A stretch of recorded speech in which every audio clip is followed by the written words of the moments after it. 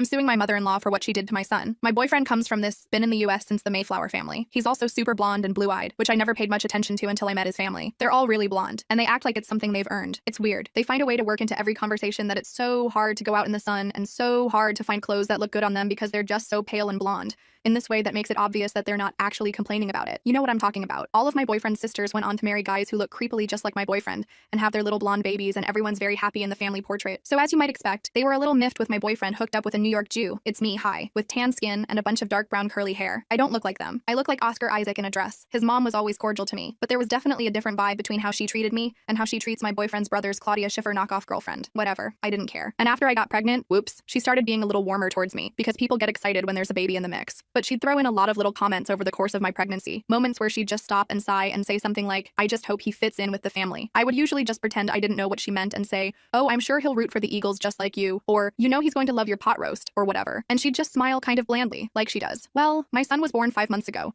and he has the most gorgeous mop of curly brown hair and beautiful big brown eyes. My boyfriend and I are so in love with him. Well, 2 days ago, our sitter had an emergency and canceled, and we were left in a lurch because my boyfriend and I both had to work. I called my boyfriend's mom to see if she was available to watch the baby. She'd never been alone with him before because I had some postpartum anxiety and didn't like him being away from me.